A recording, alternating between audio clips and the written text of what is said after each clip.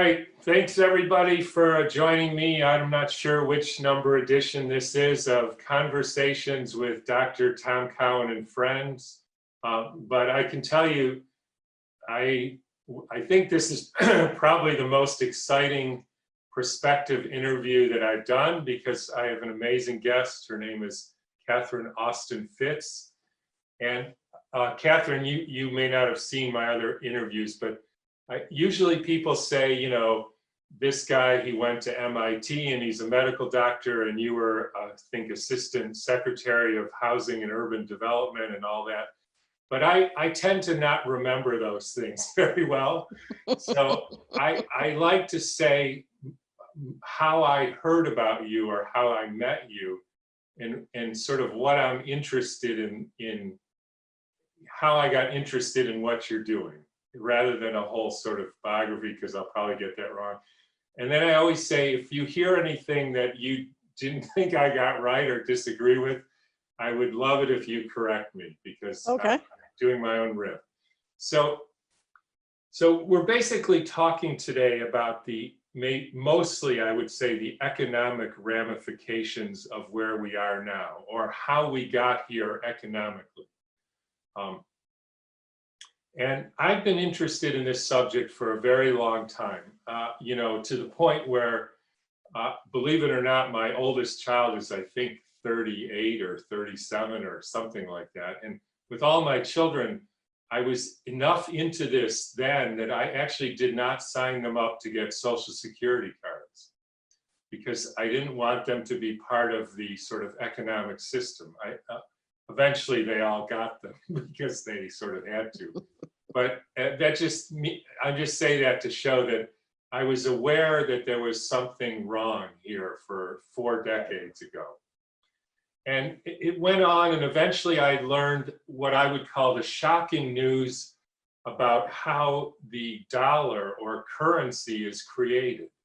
Because, you know, one doesn't know anything about that. And then somehow, and again, correct me if I got this wrong, but somehow the currency is not created by the people or the people's, quote, representative, if you want to say that's what the government is. It's actually outsourced to private corporations, otherwise known as banks. And I think it was one of the heads of the Rothschild banking family who said, and I'll paraphrase because I don't think it's the exact quote, but give me control of the currency and I care not who makes the laws. And so after studying that for a number of years, in my Heart book, which was written a number of years ago, I said, this is basically crazy. And I must say, I may be the only person who, in a book about the heart, talked about the, you know, the way that we create currency, because it actually, I think, is a heart problem. Oh, it absolutely did. If you look at the biggest killer in the world, it's heart disease. And the biggest driver to me of that is the drain that comes from the economic model. Yes. It's a drain on your heart. Yes, drain on your heart.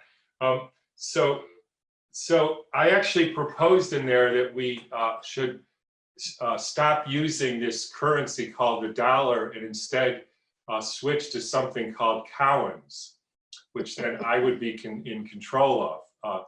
However, that didn't go very far, and so nobody took that up, and I guess I don't really blame them. But I only say that to say that it's been, you know, literally decades since I have thought that the model of, because if you're going to buy a house and somebody else can make money and you have to work for money, they always win because they just make more money and then they get the house and you don't. And I never could quite understand why the rest of the world would go along with that, except for the fact that basically I think we would shoot them if they didn't. There may be other reasons, but, and so that led me into thinking, are all these countries sort of in cahoots? And this is just one kind of crime syndicate that's running the whole thing. And I think that sort of leads us into where we are today.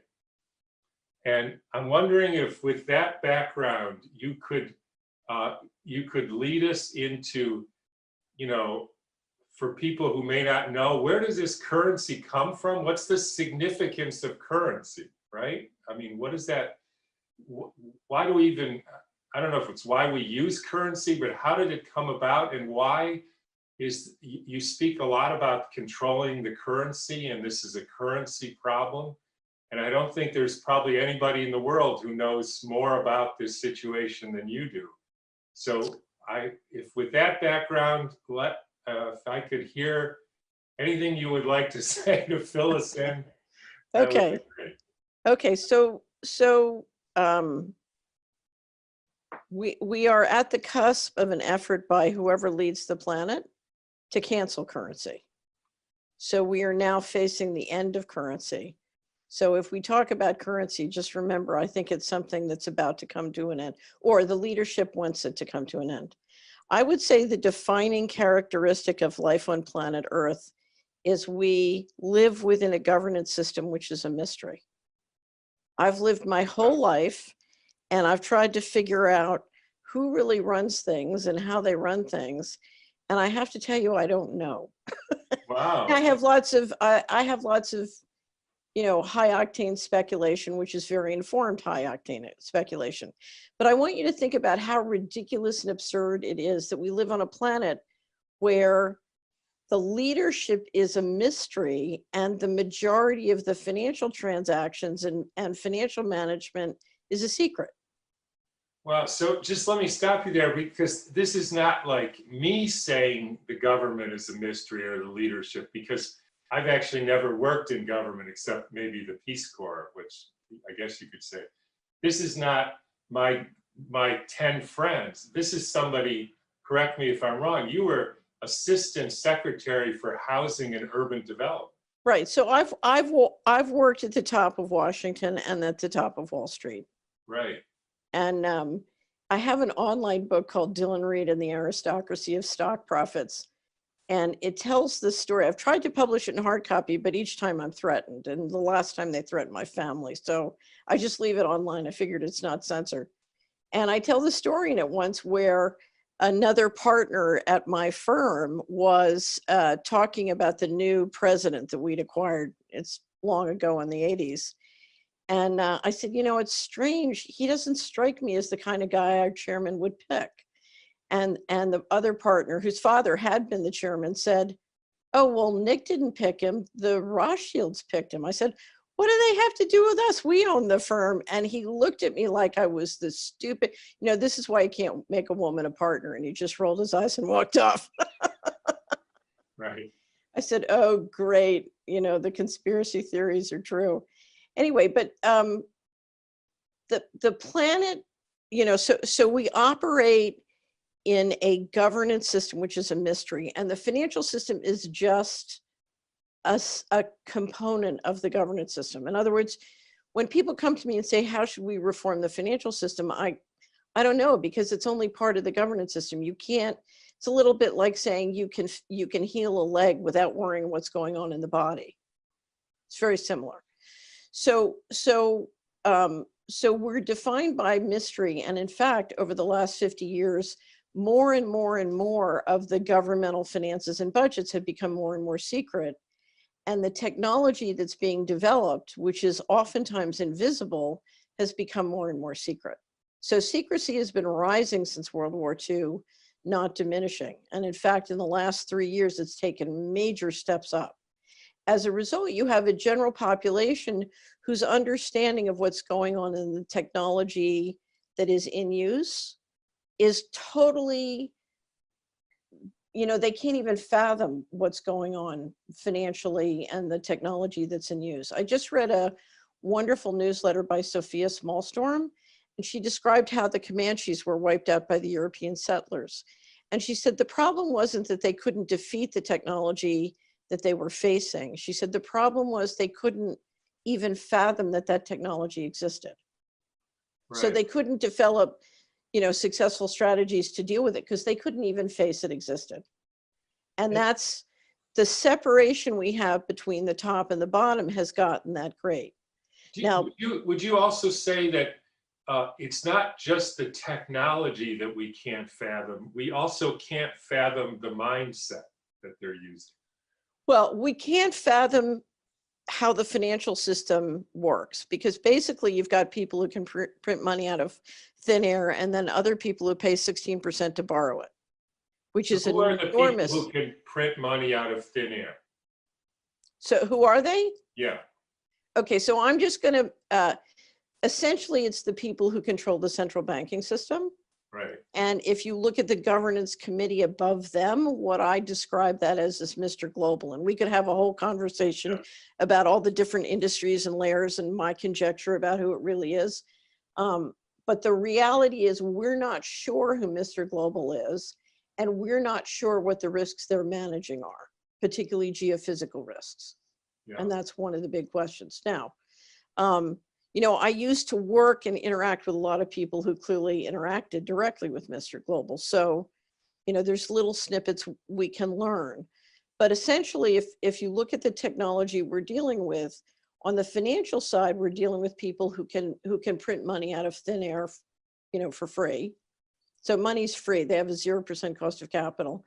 And we have a cost of capital. The average American pays 16 to 17% on their credit card.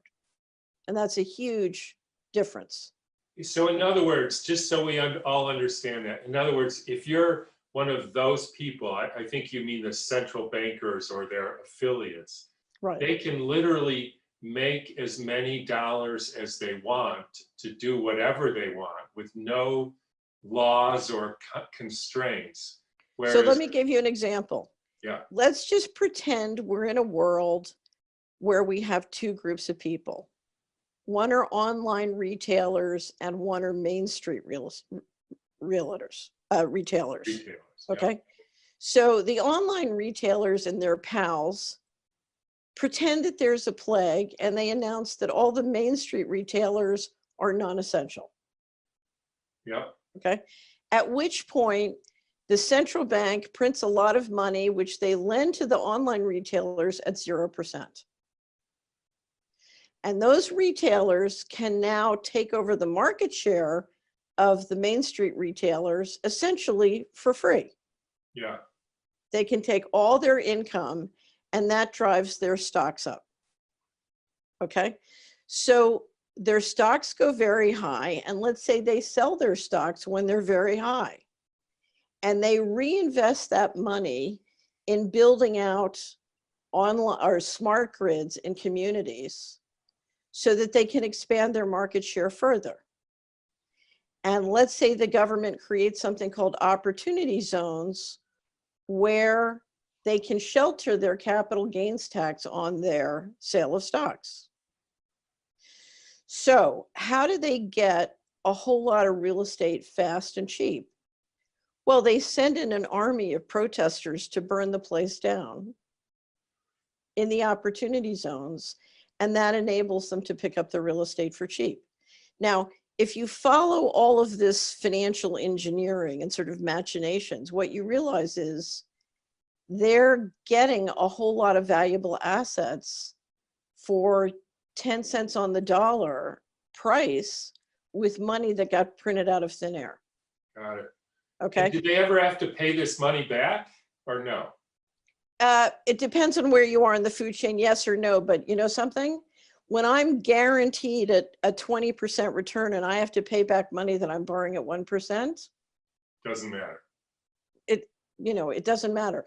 Remember, the most valuable asset here is not the money. It's not the money.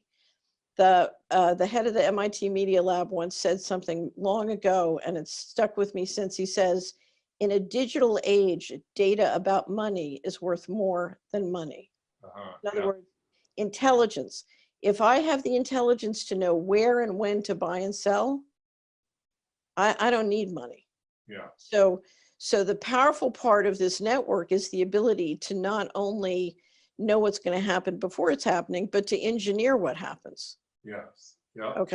Okay. So let's go back. For hundreds and hundreds of years, the Western world has been on a model called the central banking warfare model. The central banks print money out of thin air, and the military makes sure they take it. So why did the dollar go and Cowan's not go? Because you didn't have a nuclear arsenal and you couldn't force, you didn't have the CIA and the Department of Defense. You couldn't force people to accept Cowans in exchange for valuable natural resources. Because think of the central banking warfare. We're printing money out of thin air, and people all around the globe are trading hard labor and hard assets for paper printed out of thin air. So why does Russia, China, Venezuela, Bolivia, France, why do they use this money? Okay, so wait, so you're getting ahead, look, bear with me. Let me keep going this way, because that's a very good question. So for many, many centuries, we've used the central banking warfare model. But if we're going to globalize, the central banking warfare model stops working. Okay, because if the first world is exploiting the third world, the central banking warfare model works. The question, if you globalize, who's going to be the person you drain or harvest? Now, to a certain extent, what we've been watching in the first world is our local communities drained and harvest more and more. Okay, but at some point the model breaks down. And in 1991, when I left the Bush administration, I believed we were going to have to change the model. And I started a company to prototype new solutions. And part of it was technology gives you the ability to do things you couldn't do before. Now you can increase learning metabolisms within communities and on networks in ways that create amazing wealth potential and ways of changing this model.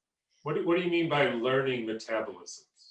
So a group of say 10,000 people in a village or town can so enhance and improve their learning metabolism to dramatically increase their productivity. They can do a lot more for themselves. Information technology should be decentralizing and can make the little guys way more productive up against the big guys. And it's only been through central bank intervention and government intervention that it's made the large guys more powerful.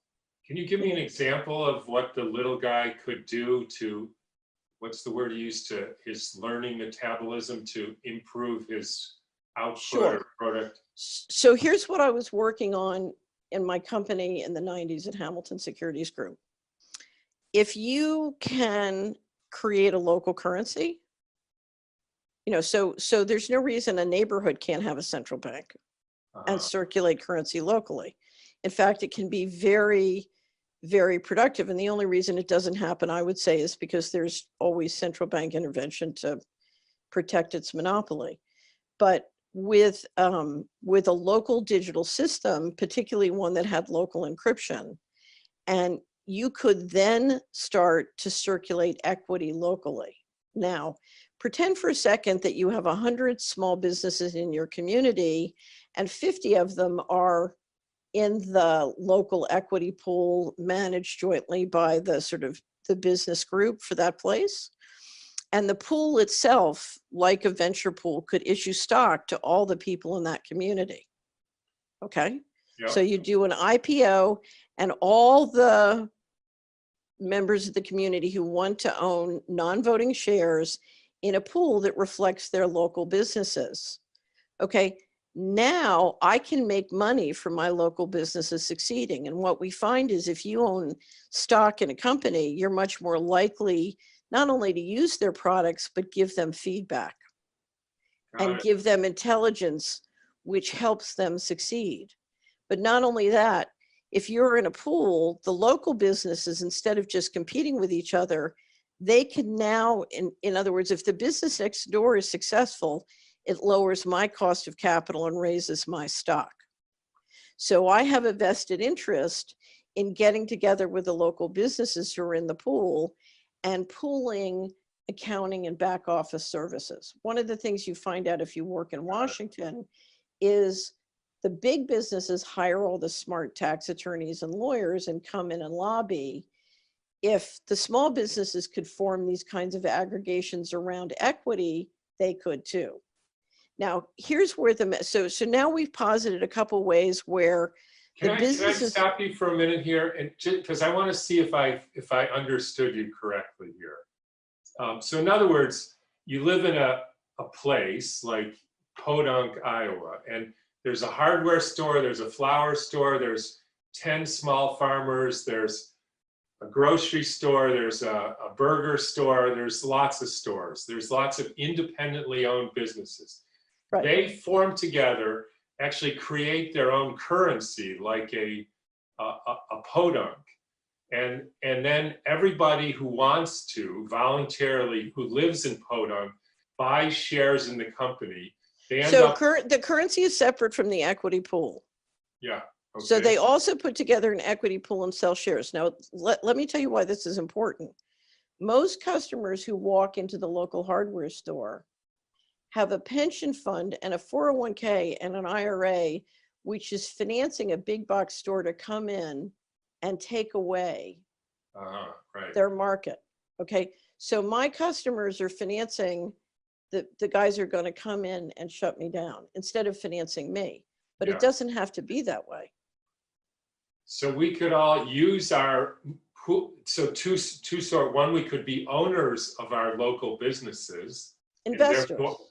And therefore we would love if they did well, and we would Right. say, you guys got to get organic broccoli instead of somewhere else. And by the way, Joe down the road, he grows it. And Right. Then we could make a currency and keep the money so it's not being siphoned off by Right. people who are making it. And then we Or have debased. the whole It's not being debased. It's not going down in Right. value. It's reflecting the value of our time. Okay, but more importantly, if we created a publicly traded or a liquid stock, we could take our pension funds and retirement savings and invest it locally instead of shipping it to the competitors who are going to try and Right. destroy our little businesses. Got it. Okay.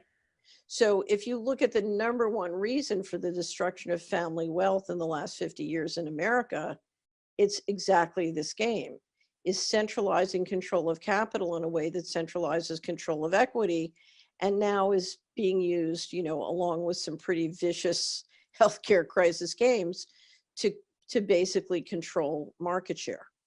Got it. But let me show you the magic in this, because we're only playing with the financial engineering now. If you look at, imagine we had a publicly traded equity pool for your community. Okay, so I live in Tennessee. So if we had a equity pool for Hardeman County, Tennessee, what are the ways that I could make the stock go up? So let's say everybody has an investment through the pool in the little businesses, and you know, the banks are supportive and helpful, and we're all excited because we own shares. What could we do to make the value of our shares go up? You could help them get better products and have more customers and have better quality and better marketing, and maybe make a deal with the people in Kentucky to buy their stuff, and you make Right. refrigerators and we'll make flowers. So one is to help the businesses get smarter, and new technology can do that. Okay, Yeah. so we can get smarter. Another, though, is to improve the environment in our place. One of the things you see is the healthier the environment is, the more the asset value in that place, and the more people are attracted to that place. So for example, landscaping, ending pollution, changing the energy so that it's less harmful to the environment. Anything that will improve the environment will improve the value of the stock, as will anything that improves education.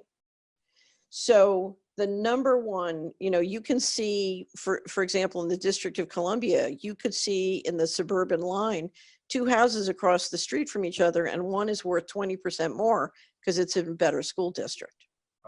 Yeah. So it's interesting. One of my backcastings for doing these kinds of community equity pools had two counties fighting over the teachers by giving them stock options to get the best teachers away.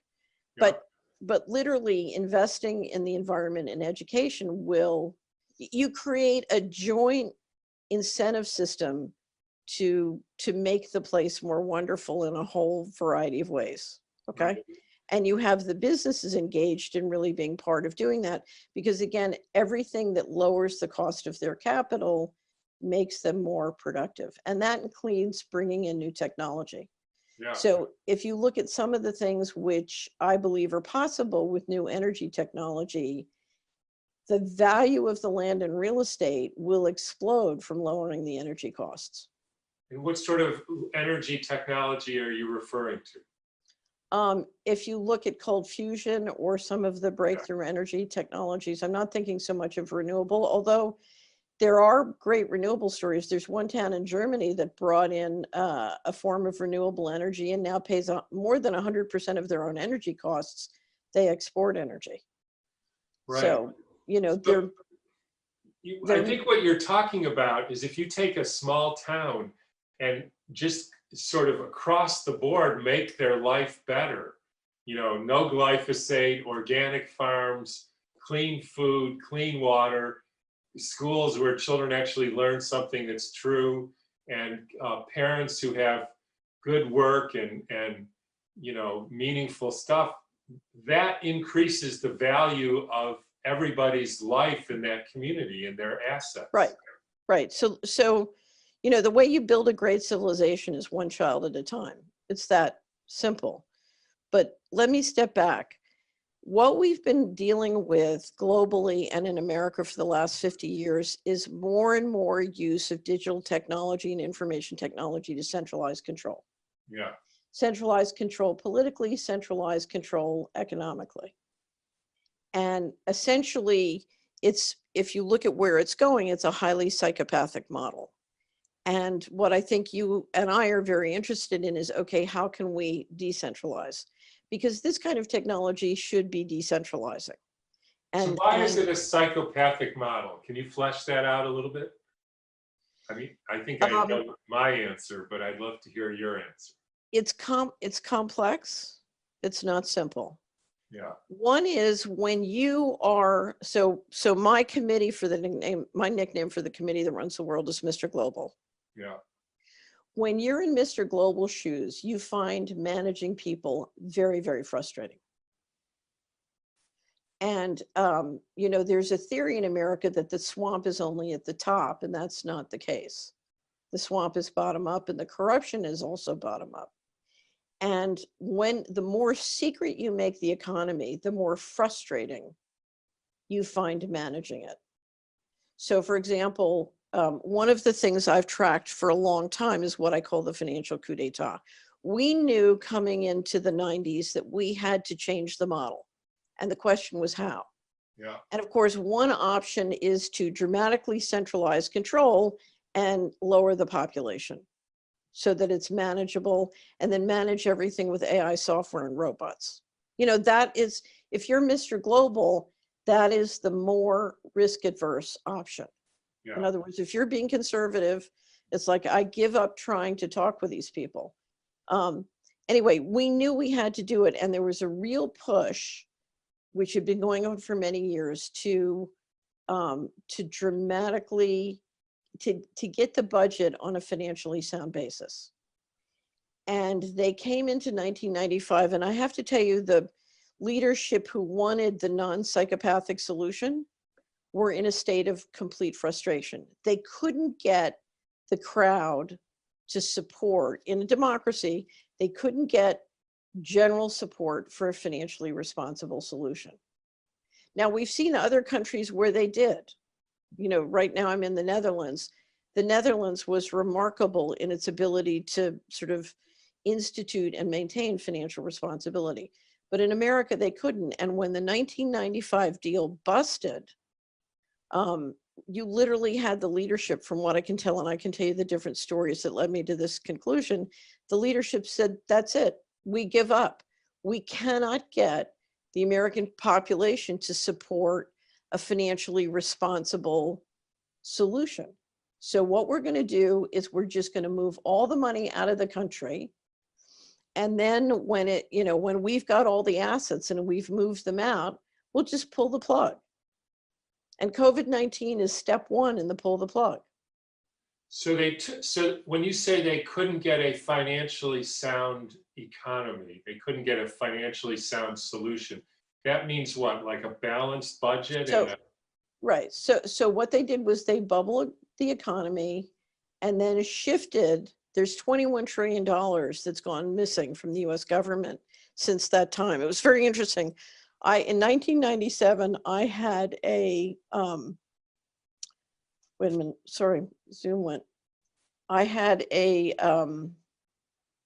board for one of my subsidiaries, which was the leadership of the pension fund industry, sort of 10 top guys in the pension fund industry. And I met with them to show them my plan for re-engineering county by county with equity and local currency, sort of bottom up. And the head of the largest pension fund in the country, Bill Christ, who was president of CalPERS, looked at me and he said, "You don't understand, it's too late. They've given up on the country. They're moving all the money out starting in the fall. You've got to get to Nick Brady," who had been Secretary of the Treasury and my boss at Dillon Read. And he said, they've given up. They're moving all the money out. And I thought when he said that, I thought he meant we're shifting the allocations in the pension funds to invest in Asia. Because in fact, when they started moving all the money out of the federal government, we did put big investments and there was big shift in money to Asia. But lo and behold, he said that to me in April 1997. That October, which was the beginning of the 1998 fiscal year, is when the 21 trillion started to go missing. Now, so what were they doing with that money? They were buying stuff in Asia? So let me give you a couple of the different options and theories. One is you shift significant money into Asia and the emerging markets, but the big bet was Asia. And so if you look at Asia, we have a great wrap up on the rise of the Asian consumer, but Asia is basically headed at its current growth rate to merge with the developed and the G7 world in terms of per capita income. So, which is a very dramatic sort of political and economic shift that we're going through. Yeah. So one was that. I believe a significant amount of money went into what is called the secret space program, and a significant amount of money went into invisible technology of various kinds, including weather control and technology which can mimic disasters. So most people assume a tsunami is natural based on the trading patterns. I don't assume that at all. Yeah, got it. Right. So, and I think one of the most important investments they made was in mind control technology. So if you look at the secret societies, so when I was growing up, I grew up in Philadelphia, and Philadelphia was basically run by a combination of the secret societies. And if you look at what their sort of, where did their power come from? One of their powers came from literally centuries of using mind control technology. But what happened in World War II, you had the Nazis do tremendous experimentation in mind control technology through Operation Paperclip. They brought their technology to the United States. You had the black budget then kick in, and this is where the big secret money makes such a difference. Working with the intelligence agencies basically took that over, and from everything I can tell, developed that technology to the point where you could deliver it on TV, smartphone, internet. My first really sort of public encounter with it was in, of all years, 1984. I overheard, this is when I was on Wall Street, I overheard several people, basically billionaire types, talking about entrainment technology and subliminal programming that was going to be rolled out on TV. And I have to tell you, Tom, it scared me to death. I went home, that was it for me and TVs. TVs were out the door. Yeah. And my husband insisted on keeping the TV. And so, and that was really one of the drivers. We got divorced 2 years later, and I haven't had a TV since. I had a decorator bought a TV for me when I worked in the administration. She said, "You can't work in the Bush administration and not have a TV," but out it went. And when my smartphone, when I'm in Tennessee, it sits in the car. It's not allowed in the house. So that technology, I think, is one of the most, one of the things that has given the pro-centralization team the most confidence in doing many of the things we see unfolding.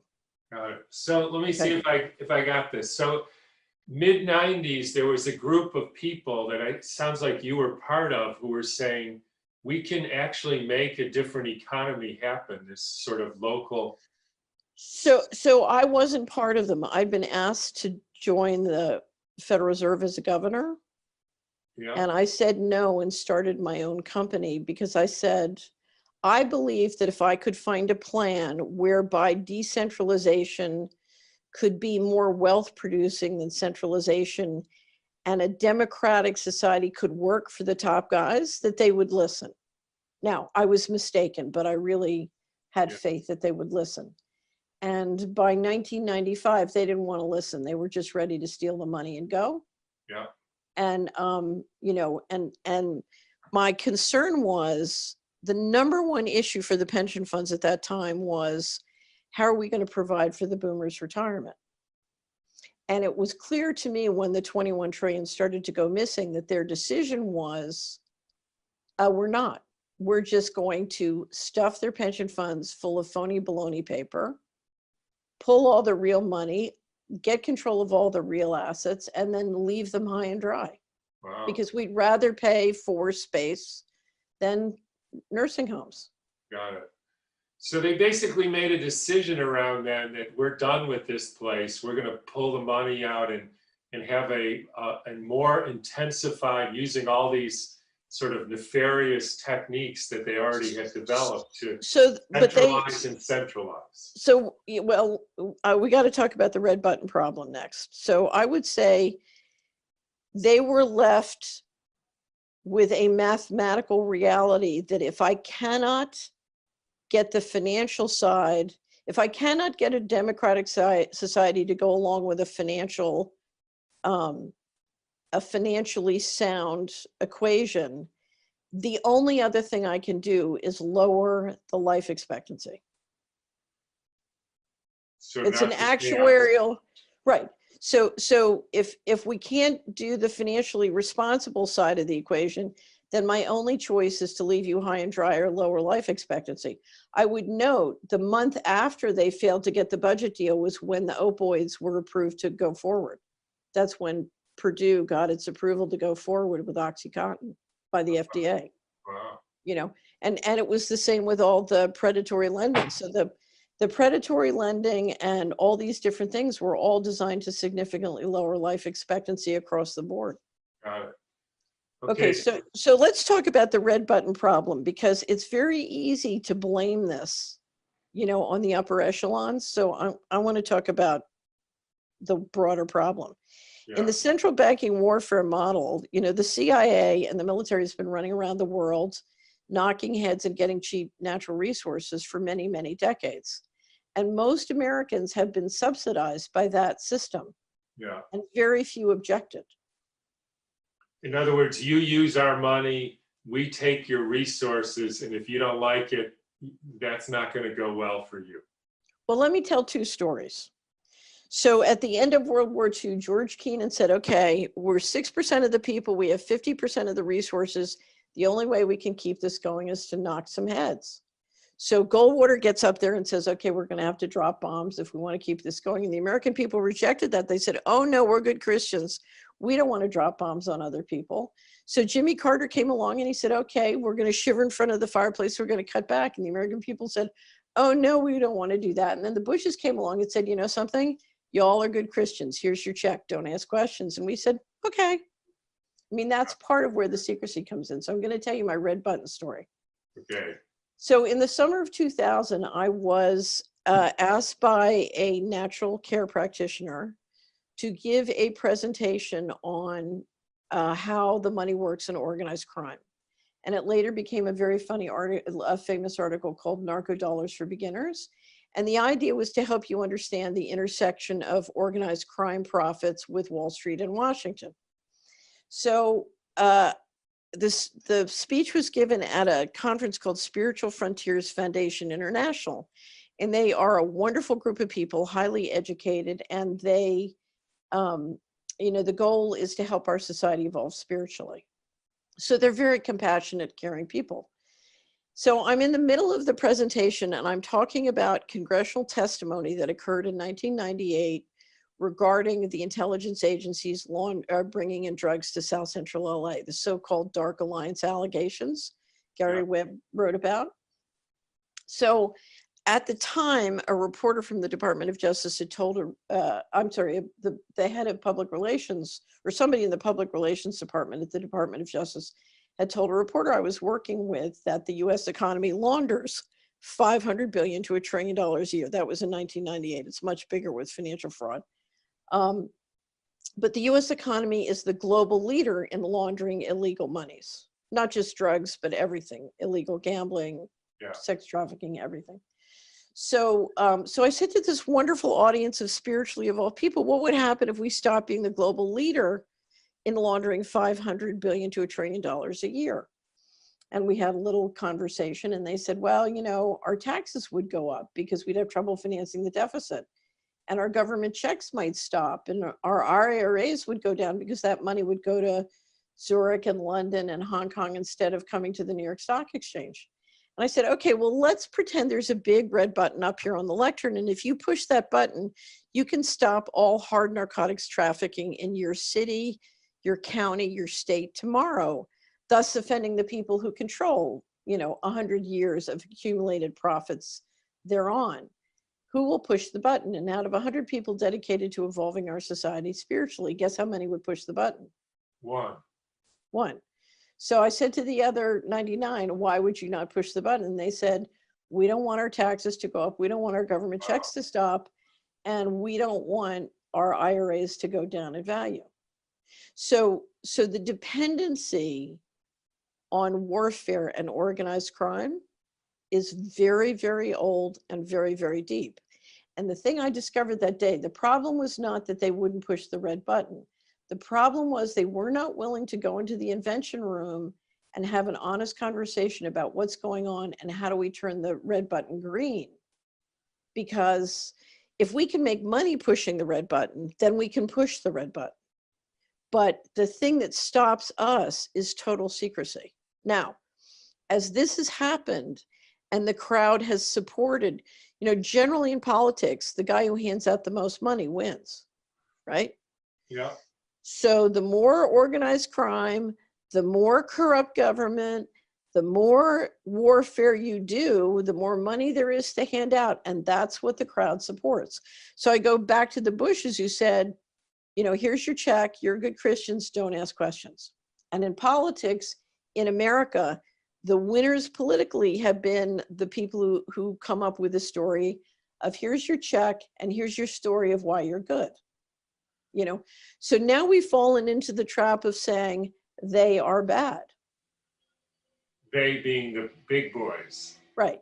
Yeah. So the only difference is you know, certainly since World War II, the big boys have cut us in for a slice of the profits. Yeah. Now what's changing is they don't need us anymore. So now they're cutting us out. And why don't they need us anymore?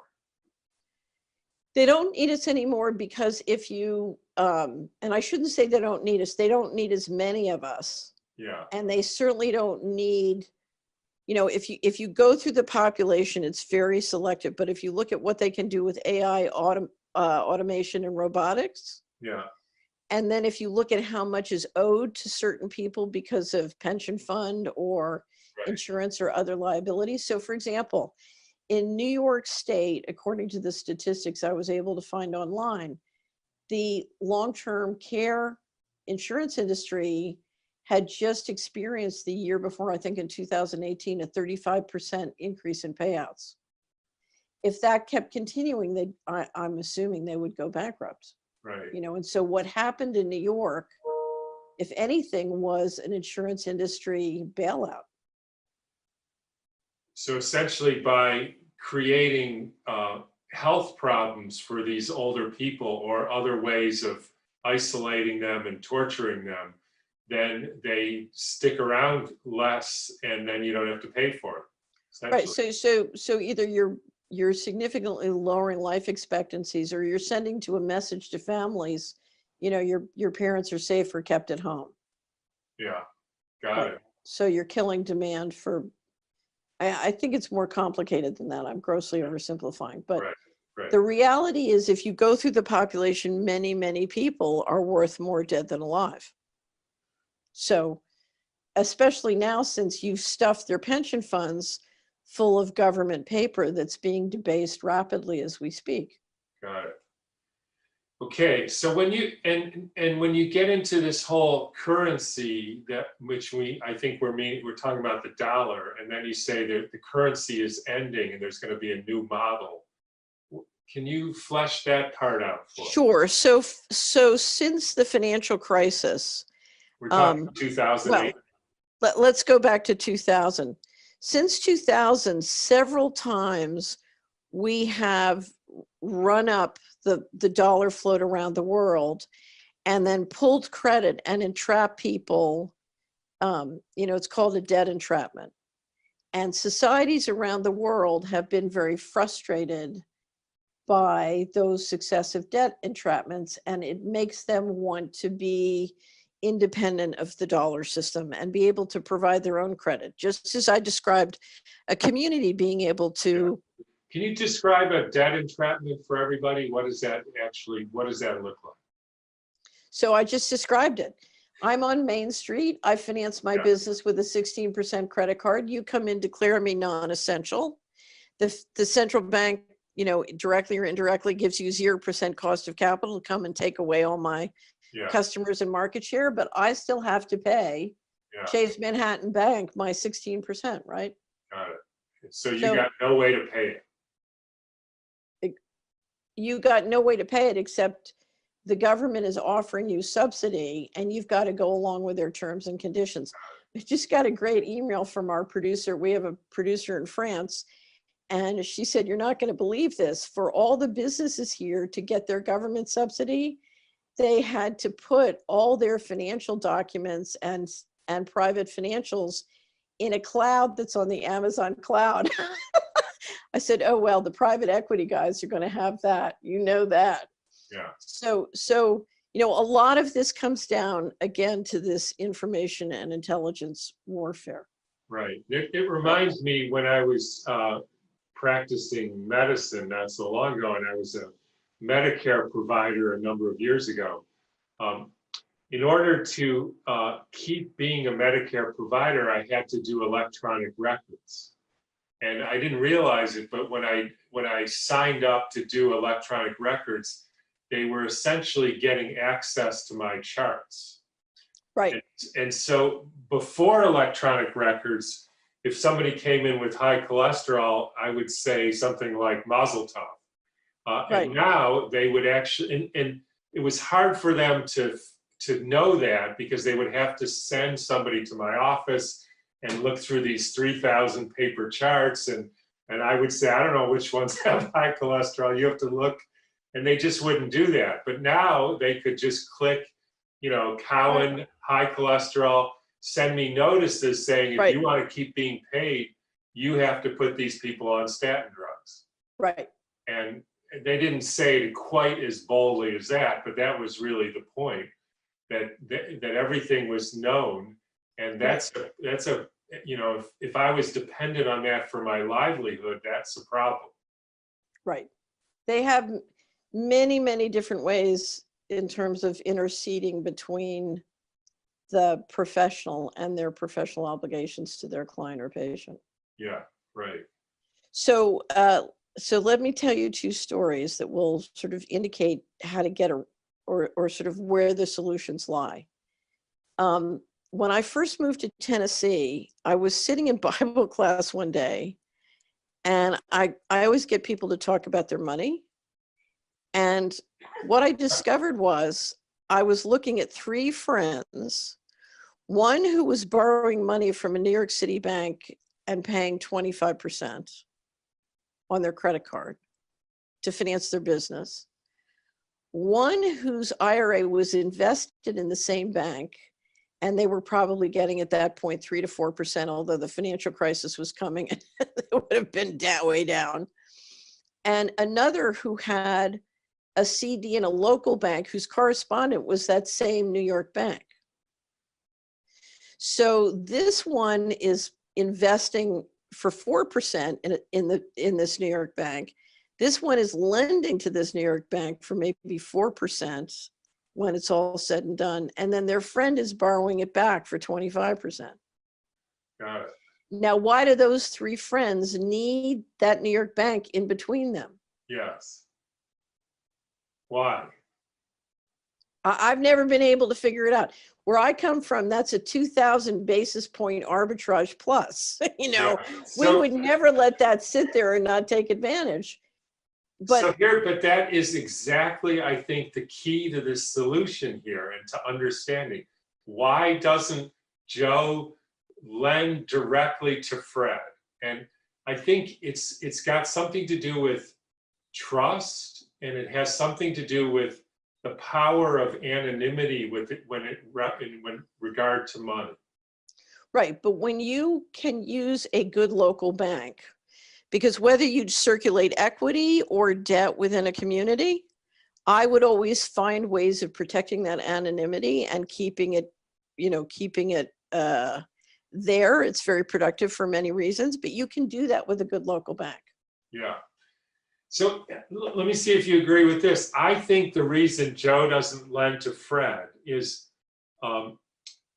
as Joe values his friendship so much to Fred that he knows that if Fred somehow doesn't pay him back because he goes out of business or something, that he would have to end the friendship with Fred, and he would rather Fred have financial problems than lose the friendship. That's one reason, but there are many others because Fred's not always trustworthy. Right. So it's very interesting. I had, so let me tell you several stories in this vein. My uncle had a wonderful friend who at one point I talked to, I don't know, we were standing around at one of the, at a Quaker meeting, in fact it was. And I said, he was complaining about his discomfort with the equity markets. So what came out, I talked to him, he had 5 kids and they all had mortgages with high interest rates. I said, this is a no-brainer. Why don't you finance all your kids? When Yeah. you die, they're going to get the money anyway, right? Right. So why don't you just keep it in the family and let them pay their high interest rate to you? And then you don't have to worry about the stock market. So I saw him when my uncle many years later died, and I saw him at the funeral and he said, I did. I refinanced all 5 kids. And he said, I get a really sweet yield. And something else? I missed the big boom in the stock market, but I sleep like a baby every night. Yeah. So, but I want to tell you one last story about the smartest investment I ever made. When in 1996, I basically got attacked by the Department of Justice in a very ugly enemy of the state process where they're making stuff up. It's one of these long shaggy dog stories. And this went on for a couple of years. And then in 1998, they just really renewed their attacks. It got very, very dirty. And in the process, they tried to shut off all my credit and income from any source whatsoever. And at that point, one of the things I sat down and I realized that I had given or lent to friends and family $250,000. I had $250,000 out there on the network. Yeah. I had no documents. I had no paper. It was just it was a character loan or a character gift. Right. And everybody got together, including this wonderful uncle, and said, well, she always helped everybody. Let's help her. And if I hadn't have done that, they wouldn't have helped. Yes. And it went on for 11 years. And at the end of 11 years, I sat down and I counted up all the people who'd paid me back the loans or who gifted me money. And it wasn't necessarily the same people who gifted it back. And I had been repaid or gifted exactly $250,000. Wow. It was like a miracle. Yeah. And when I settled the litigation, I got all the money in, and then I bonused out almost all the money because I was sure they were going to try and come after me on the taxes. I said, no problem. I just bonus this out and I'm going to put it back in that community bank because that community bank saved my life. Yeah. And one of the things I know is, I trust that community bank a lot more than I trust the financial system. So basically what you're saying is human to human connections are what are the things that have the most value. And this is a very big if, my favorite story about what's going to happen in the future is the story of Gideon in the Old Testament. Yeah. And the moral of the story in Gideon is you can only play this game with people who are ethical and competent. No bad dogs, because you cannot afford to do business or function with people who don't have integrity. And if you look at the big critical issues on governance of a community equity pool, it's putting together the people you need to ensure that you have the expertise, the competence, and the strategic and moral leadership you need to do it very well and prudently. So how do you do that? It's very hard. I mean, I can sit down, we can have a whole show on how you do that. And I'm happy to do that. But it's not easy, because we have seen tremendous corruption of the general population. Yeah. Most of the people that I sit down and talk to have been trained and learned terrible financial habits, terrible sort of integrity. They have been taught to be corrupt. Yeah. And in fact, I do want them to borrow from the big bank, because the big bank has the clout to, do all the evil things to them, and they'll respect the big bank. They won't respect, an honest local lender. Yeah. So you have to be exceptionally careful. And, my guess is groups that do this are going to have to really work at educating themselves as to what is good practices. Yeah. And probably put in systems. So this sounds to me Right. like a bit of it's not just relying on the goodwill. It's actually putting in systems that Right. actually help people to become sound thinkers Right. and moral and all the rest of it. So I'll give you two examples. One of the things you'll find is you have to understand, I love my bank. I have the world's greatest community bank as my banker, and I love my bank. And my bank is run by my cousins, who are part of what one friend of mine calls the Southeastern Quaker conspiracy. Yeah. And a bank like my cousin's bank is a bank which really understands how to do that. And they understand who is reliable and who is not. They have remarkable intelligence on the markets they serve.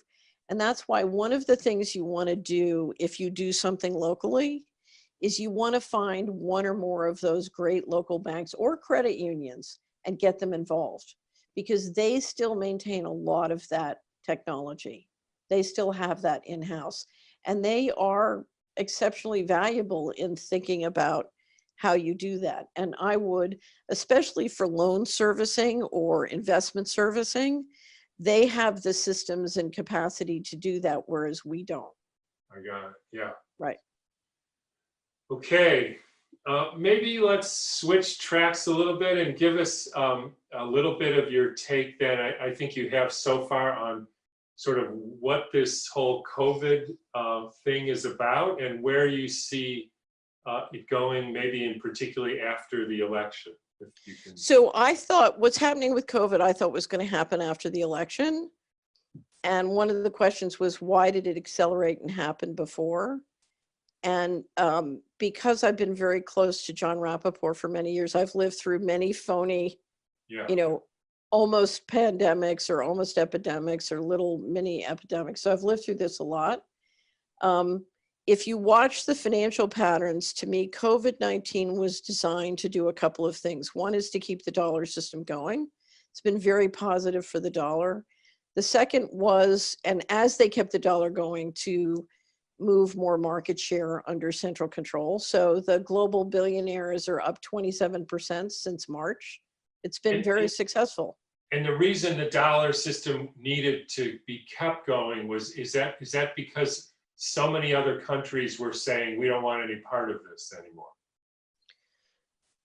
So many other countries were looking for workarounds. So I would recommend the most recent wrap up we published in hard copy is State of Our Currencies. Yeah. So I keep trying to get a copy to you. I know I've gotten a copy to your son, but it describes what has happened since the financial crisis. for other countries to look for ways of improving their market share, or the Chinese to improve their market share vis-a-vis the US currency. Now, the US currency is still very, very strong, but it's what the economists once called dangerous and dominant. And what's happening is the US is using the dollar system to assert sort of empire control, and all sorts of different countries around the world who just want a currency to trade are tired of being controlled through the currency, and they're frustrated. So there's a lot of frustration building up. At the same time, there is pressure from a variety of forces to institute a digital system which will end currencies as we know it. So at the retail level, if you look at the currency they would like to implement, it is one which is essentially accredited at the company store. The central bank can stop you from trading. In other words, you can be turned on and off from central headquarters. And so it's not really your money. It's your money so long as you do what you're told and behave. So if the central bankers decide you can't travel more than 5 miles from your home, and if you travel past 5 miles, then your card won't work. Right. So it's a So complete. you couldn't go to the co-op 6 miles away because the only money they take is this credit system. That's the only Right. money that's allowed. And they know that you're 6 miles from your home and it doesn't work there. Right. It's like the old plantation system. Yeah, right. You have to buy at the company store. Now, when they built the railroads that, the train could not go from the East Coast to the West Coast unless you laid the tracks the whole way, right? Yep. Okay. The gruesome thing to understand about what the central banks want is they want the train tracks. The last mile is into your neighborhood and your home in very invasive ways, but the last inch is into your body. Got it. So whether it's digital identity, and if you look there, if you come into our website, if you're logged in, you see a database called Dr. Gates's Creepy Technology, because they're prototyping thousands of systems and they're patenting thousands of technologies. I don't think they know which one they want. There's a huge competition, and they're in prototype phase. But if you look at COVID-19, it was designed to keep the dollar system going, but accelerate the new. And the tricky thing about the new one is, how are you going to get the chip system and the mind control system to work to a level of complete total control? Yeah. And that's where the health aspect comes in, because you want to basically, just like, Bill Gates, the rumors are that Bill Gates' claim to fame was putting a Trojan horse, a backdoor in your computer. They put in the operating system and you have to update it every quarter because of a virus, right? Yeah. So now we're talking about putting an operating system in the human body. Even Moderna called it the software of life. Yeah. Okay. And you've got to update it every quarter because there's a virus, right? Right. This is why you coming along and saying there are no viruses, that doesn't fit with the script. Because how are we going to get you to install an operating system and update it? Right. And the operating system is critical, I believe, and this is a wild ass guess because health is not my beat, but it's to both get the nanoparticles and other materials you need to basically have you chip, but to basically interact with mind control. And the reality is, I want you to resonate with the machine instead of resonating with all life. Yeah. Because if you resonate with all life, I can't control you. You're independently intelligent. Yeah. And unpredictable. And so I want you to resonate with life. And then, the danger, of course, is if you look at all the systems they're putting into place, which are all systems for control, is that system just to end currencies, to re-engineer the financial system and control? Or are they planning on rolling out real pathogens that are going to do real damage? Not to say that, the CDC says 10,000 Americans have died from COVID-19 or hypoxia or whatever is happening, whatever the pathogens are. But so I'm not trying to negate the sort of whatever is going on, Yeah. Um, Yeah, but there's I some think, illness happening for sure. yeah, the doctors, I have a couple doctors who are subscribers who've been describing all along what's going on, and they're seeing these very strange, um, and they call it hypoxia, but they're seeing very Yeah. strange patterns of hypoxia, and whether it's caused by 5G or chemical warfare, who knows? But my biggest concern watching the patterns in New York and the other places where you've seen some real thing happening, my concern is this is some pathogen that's in our bodies, whether it's from spraying or whatever the delivery mechanism, that they can turn on and off with EMF technology. Right. And they may, my concern is that they're putting in place the systems they need to do this on scale. Yeah. So I don't underestimate the possibility that Mr. Global is looking to significantly change the size of the population. Right. So essentially, and it's maybe partly changing the size of the population, partly just sort of scaring the crap out of people so that they otherwise would question whether they want to accept these Right. chips, So if nanoparticles. I'm a governor and you have the ability to turn on the EMF technology and kill 10,000 people, I can blackmail you into shutting down Main Street. Yeah. Essentially, So, that's what's happened. right. Well, it could be a control file. It could be, there's a whole, we have a series called Deep State Tactics, and all the tactics you use to get a governor, to act as ridiculous as some of these governors have. They have many ways of both incentivizing and blackmailing, Yeah. but they could also be blackmailing by threatening to kill people. Yeah. And what's scary is if you look at the invisible technologies that they've been using for quite some time, if you're a president or a governor, your general population can't fathom that a tsunami could be induced, or you can't fathom that EMF technology could turn deaths on and off. And so you're fighting with an enemy who's got invisible technologies, and your general population will never support you in fighting with them. Yeah. Because they just can't even fathom it I can't exists. believe that you're right. Right. So do you see any prediction as far as the election that's coming up changing anything? Does that make any difference, or what's your take on that? Well, it makes a difference if you look at the policies of the two sides, it will make differences. And if you look at what the two sides will do to fight back, when one of them doesn't win, that will make a difference. But the acceleration of re-engineering is going to happen one way or another. Yeah. Even if only as a financial matter, it has to. And so it has to, because you've basically taken all the assets that were going to support the boomers in their retirement, and you've shifted them out. Yeah. And in their place, you've left lots of treasury bills, and you're now tremendously debasing that currency. And you're in a process whereby the central bankers of the world are in the invention room prototyping and trying to come up with a new one. And in the meantime, you're trying to exercise complete control of the population in a variety of ways so that as this happens, you can maintain control.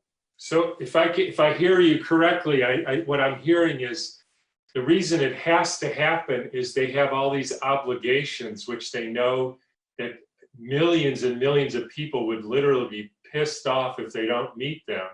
And yet they have no way to meet them besides doing these extraordinary measures, which actually hide the fact that they don't have the ability to meet their obligations to the people. Well, they have a way, but they'd rather not.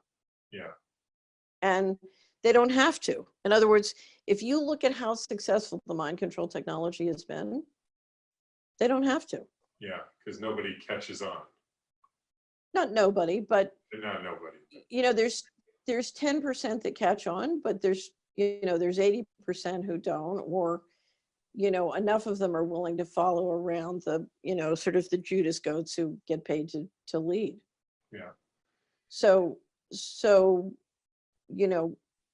I think one way or another it's coming to a head. Now, The biggest challenge we have to, the central banking warfare model has to be reinvented. It has to change. It has to evolve. So we do have to change how we do things. One, we can't, keep running around the world and killing everybody and stealing their stuff. That's part of the problem.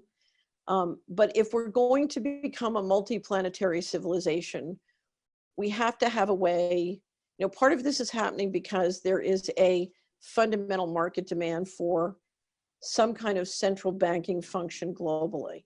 And the challenge, we have many challenges of doing what the central bankers are trying to do is very, but how do you do that without bringing transparency to how the global governance system works? Right. Yeah.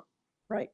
Now, the other thing is, you can imagine while you're changing the fundamental technology of what transactions are done with, from currency to credit, or globalizing the central banking function. Because remember, what a lot of the wars for the last 10 years have been about are getting the countries that don't have privately owned central banks sort of in the privately owned central banking system. Right. So it's getting the central banks all uniform globally. One of the challenges of doing that is I described the transparency on the governance system, but you also have transparency, a problem about organized crime. If you're going to a system of total control, and yet the dollar has a $2 trillion float, a lot of that money being, used by organized crime, how do you convert to a total control system when you're highly dependent on organized crime and you're pretending it's happening because you can't control it? Yeah. So integration is a problem. And when you combine all those different things, which you opened up with, is enormous factionalism.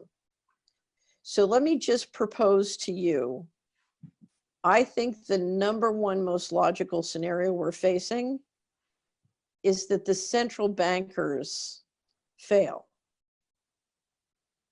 In other words, the infighting and the factionalism is so great that their effort to bring in this total control system fails. Oh, okay. Soon. I don't know soon, because I think what they're up to will take minimum 2 to 3 years and could take 5 to 10 years, depending. Yeah. And I Soon in don't the next 5 years, like. Well, but I don't underestimate their ability to kill a lot of us. If you look at what they're talking, if you want to inject an operating system full of nanoparticles and heavy metals and fetal tissue into us, I'm assuming you can kill a lot of people. Yeah, right. Right. So, or you can sterilize a lot of people, maybe is what I should say. But I think what they're trying to do is so contradictory to life and natural law that it doesn't work, and you end up seeing the factions, blow up. And so the question for all of us is back to the red button problem. We refuse to push the red button. So now Mr. Global has pushed the red button. So, okay, how are we going to turn it green? Because if they fail, what's our plan? Right. And so it sounds like the plan is decentralized local control and human to human, with systems in place to allow humans to be human with all their foibles and inconsistencies, so that they can actually work it out in a combination of human and inspired sort of way. So if you can integrate technology allowing local autonomy bottom up, and build something where you're in alignment between money and life, both the environment, the animals, the plants, and humans too, which is very, it's more than possible, and scale up using, real free liquid transaction systems, you've got a chance. It's going to be very organic, very messy, but you're talking about a major step up in terms of bottom-up responsibility. Right. Now, many cultures around the world have the culture to do that. The United States has been very you know, the culture of individual responsibility and maturity, you know, that has not been encouraged for the last 20, 30, 40 years. Right. So that's a big change. Yeah. So if people out there are listening and they say, I get this, I want to work with this, where do they go? Who do they call? Where website? I mean, they go to solari.com, I think. So if you go to solari.com, you can, there's a tremendous amount of information, but this is not a paint by numbers kit. Yeah. Okay. Because the first thing each one of us has to do, you know, there's what I can do underneath my, you know, within my own control. There's what I can do with my family. There's what I can do with the community. It scales out. Yeah. And each person's talents and situation and interests are different. But the first thing I would say is we have a piece called Coming Clean. It's public. Anybody can get it. The first thing you need to do is you need to clean out of your life anybody who's not faithful, ethical, competent, whether they're people or institutions. And then you need to take a good, serious look at your time and your money budgets and your assets. Yeah. And you need to say, how can I shift my time and my money, not only to build living or financial wealth, but to stop supporting all the things that are destroying my world. Right. Got it. I mean, if you're, you know, if I look at most people's portfolios, they're financing this. Yes. You know, why anybody has money in big pharma stocks. Now, I will tell you, when you look at your investments and your money, the first thing you need to ask yourself is, what are you doing to finance a clean, clear, coherent mind and a healthy body? Yeah. I was an investment advisor for 10 years, and it was very rarely I met a lot of people who were financing the national security state and not financing their own clear mind and healthy body. Right. Okay. So if you don't have a free mind and a healthy body, you're not even pulling up into the starting gate. Got it. And if you put money into financing the national security state and big pharma stocks, you're financing your own death. Right. You know, you're susceptible to blackmail, because then if you don't do what they say, they're going to cut off your only income, and then you're right. Right. Okay. So the first thing is you've got to get healthy, pull in the starting gate. That's number one. Number two, 20 years ago, it made sense to put your money in something that gave you a yield, and then take that yield and buy what you needed at the store. Now, whether it's risk issues or yield, since the yields are so low, it makes sense to be as resilient as possible and own what you do. I used to have a client who would constantly whine that her water bill was going up and the yield on her stocks were going down. I said, this is a no-brainer. She lived in a rural area. I said, sell your stocks and build a well. Yeah, right. So we've been intermediated. Right. Take a look at your balance sheet and get the intermediaries out, pay off your debt, build your own well, whatever you can do. So you've got a group of people working together: food, shelter, energy. What can you do for yourself or with other people around you? Now, I know you know this, but I'm just going to say this. Essentially, you're saying invest in your life, your family's life, your community's life. The more you can control it, the more it's healthy, sound, safe way to live, like Right. a well, instead of somebody putting fluoride in your water. That's how you build wealth and community. Right. One of the best investment opportunities I've been able to find, I used to be able to find for some clients, were clients who had a community development loan fund or co-op that would take an investment to finance their operations. There's a lot of local opportunity. You just have to look and find it. Let me keep going though. The most important thing you need if you have an asset is you need an army to protect your asset. So if you come into Solari, we have something called the Take Action Crowd Fund. And it came from, this happened about 6 months ago. A subscriber called me and she was selling a property and she wanted to know if she should buy more real estate or precious metals. And I said, you know something?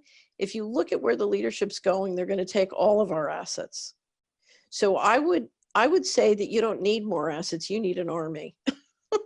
Yeah. So I encouraged her to finance a litigation effort that we're both familiar with. And then I said, we've got to do more of this. So we created something called the Take Action Crowd Fund. And you come into the Take Action Crowd Fund and we send you either to Children's Health Defense, the Farm to Consumer Legal Defense Fund, Stand Up Ohio, we're about to add Restore Freedom.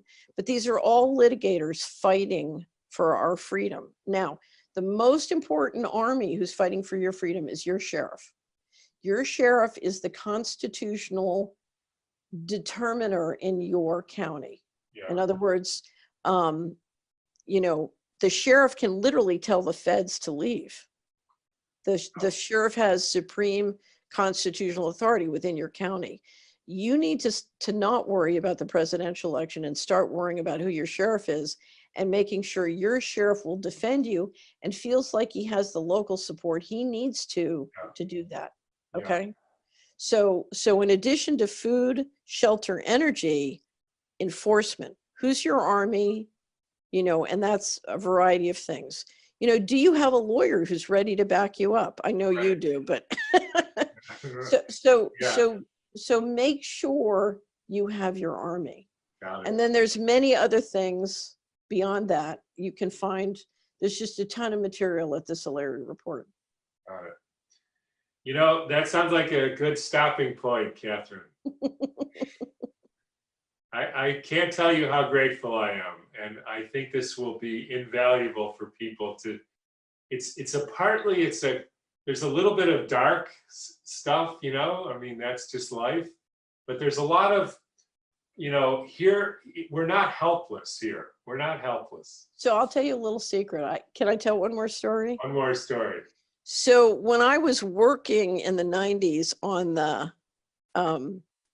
the circulation of money locally, essentially the key to the economics at that time was taking the government money and turning it from a negative return on investment to a positive.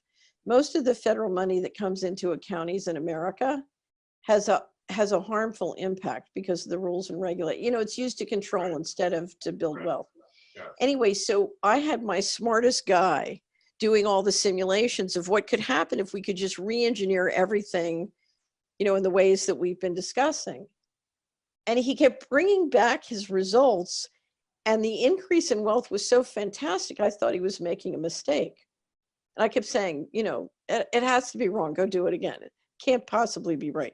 And finally, he said to me, look, you have got to stop and take the weekend and go through all my numbers because it's not wrong. Yeah. And so I did. And what I discovered is the wealth potential is so enormous. If we could find a way to re-engineer the financial system in alignment with life, and let life be life and let life live, the wealth potential is fantastic. It's unbelievable. It's unbelievable. The wealth potential is just healthy people, healthy mind, healthy body, right? Healthy family, healthy environment, healthy school, healthy grocery store, healthy bank. Just go out and out and out, and then life is wonderful. Thanks for coming. Right. Imagine if 325 million Americans were healthy. Yeah, right. Wow. Yeah, there you go. All right, Catherine. Thanks. All right, talk again sometime soon. Thank you. Have a good one. You too. Bye-bye.